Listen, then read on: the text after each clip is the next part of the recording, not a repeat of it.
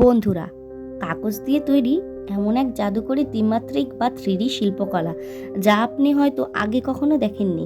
স্ক্রিনে যে সুন্দর শিল্পকর্মটি দেখছেন, এর ভেতরে আসল জাদুটি শুনলে আপনি সত্যিই অবাক হয়ে যাবেন। হ্যাঁ বন্ধুরা, আজ আমরা কথা বলবো হাজার বছরের পুরানো এক ঐতিহ্যবাহী চীনা শিল্প মাধ্যম টংচাও রিলিফ আর্ট সম্পর্কে। প্রথম দেখায় এটিকে সাধারণ কাগজের তৈরি মনে হলেও এটি কিন্তু মোটেও তা নয়। আমাদের রোজকার ব্যবহারের সাধারণ কাগজ যেভাবে তৈরি হয়, টংচাও কাগজের তৈরির প্রক্রিয়া তার থেকে সম্পূর্ণ আলাদা। এটি আসলে তৈরি হয় সম্পূর্ণ প্রাকৃতিক উপাদান থেকে, যাকে বলা হয় রাইস পেপার প্ল্যান্ট। সেই গাছের ডালের ভেতরের একদম নরম সাদা মজ্জা বা পিথ কেটে অত্যন্ত নিখুঁতভাবে এই কাগজ প্রস্তুত করা হয়। কিন্তু এই কাগজের আসল ম্যাজিকটা শুরু হয় যখন একজন শিল্পী এতে কাজ করা শুরু করেন। এই উপাদানের একটি অবিশ্বাস্য প্রাকৃতিক বৈশিষ্ট্য রয়েছে। যখনই জল মিশ্রিত রং বা ওয়াটার বেস পেইন্ট এই কাগজের ওপর ছোঁয়ানো হয়, তখন জলীয় সংস্পর্শে এসে এর ভিতরের প্রাকৃতিক কোষগুলো নিজে থেকেই ফুলতে শুরু করে।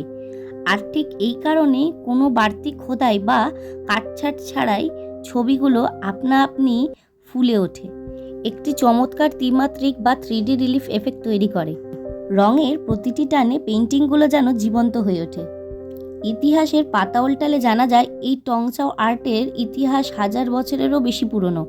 বিশেষ করে 19 শতকের দিকে এই শিল্পকলা বিশ্বজুড়ে অত্যন্ত জনপ্রিয় হয়ে উঠেছিল। সেই সময় এই কাগজ দিয়ে তৈরি এক্সপোর্ট পেইন্টিং এবং চীনা নারীদের ঐতিহ্যবাহী চুলের কাটা বা হেয়ারপিন ফ্লাওয়ার অত্যন্ত মূল্যবান ও অভিজাত রাজকীয় সামগ্রী হিসেবে গণ্য করা হতো। কিন্তু অত্যন্ত দুঃখের বিষয় হলো, আধুনিক প্রযুক্তির এই যুগে এসে এই অবিশ্বাস্য লোকশিল্পটি আজ বিলুপ্তর পথে। এই শিল্পের আসল সৌন্দর্য লুকিয়ে আছে এর স্পর্শে। এই বিশেষ গাছের মজ্জা থেকে কাগজ তৈরি করার প্রক্রিয়াটি যেমন জটিল, তেমনি এর উপর নিখুঁত 3D রিলিফ ফুটিয়ে তোলার জন্য প্রয়োজন বছরের পর বছর সাধনা আর সীমাহীন ধৈর্য। একটুখানি রঙের ভুল বা জলের তারতম্য পুরো শিল্পকর্মটিকে এক নিমিষে নষ্ট করে দিতে পারে।